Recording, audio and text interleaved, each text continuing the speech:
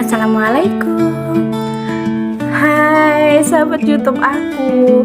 Sekarang udah jadi emak-emak, mau berbagi pengalaman soal hamil pertama dengan keadaan plasenta previa. Mengenai apa itu plasenta previa? Plasenta previa itu ketika kita hamil, ari-arinya terletak ada di bawah kandungan. Jadi kalau kita banyak gerak, kita nggak jaga kehamilan dengan baik, itu biasanya pendarahan. Dan ciri-ciri plasenta previa ketika kamu hamil, gimana sih kok tahu kalau ini plasenta previa? Jadi yang pertama itu aku taunya kalau plasenta previa itu malah belakangan waktu hamilnya. Kemungkinan tuh dokter aku yang menangani itu baru kasus aku plasenta previa. Jadi waktu aku pendarahan sampai keluar masuk rumah sakit sampai dua kali, dia baru tahu kalau ternyata aku plasenta previa.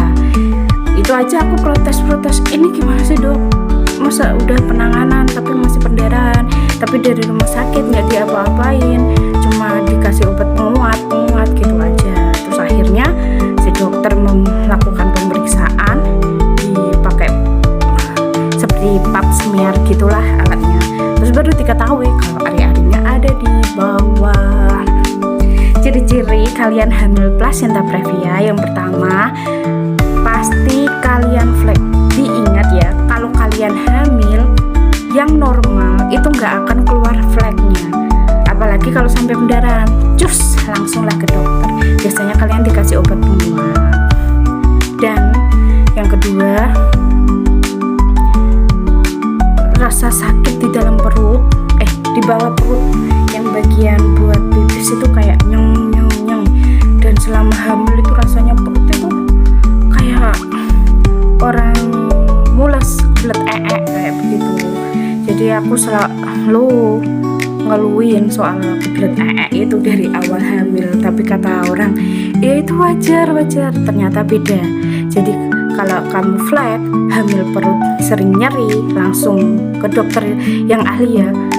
Soalnya nggak semua dokter kandungannya tahu kalau itu plasenta previa, agar segera dikasih tahu kalau plasenta previa itu hamilnya harus bed rest, nggak boleh capek-capek, nggak boleh banyak gerak, nggak boleh banyak aktivitas, nggak boleh stres. Oke. Jadi kalian yang plasenta previa harus siaga. Kalau misalnya suaminya nggak siaga, ya harus ibunya yang siaga. Waktu dulu ibu aku guys yang siaga, aku ibu yang bawa itu alat buat itu, aku di kamar tidur aku. Karena kalau udah pendarahan itu nggak boleh gerak sama sekali, harus di atas kamar tidur. Jadi ini pengalaman aku waktu plasenta previa seperti itu ya. Dan ketika lahiran plasenta previa wajib sesar. Kenapa? Ya itu tadi, ari-ari di bawah jalan lahir tertutup ari-ari. Jadi plasenta previa itu ada 3 kayak. Biar dokter aja deh yang jelasin. Intinya aku itu yang ini jalan lahir, ini ari-ari ya, telapak tangan aku ini ari-ari. Ini jalan lahirnya segini. Terus ari-ari aku itu masuk 1/4. Itu nggak bisa lewat, bayinya nggak bisa lewat.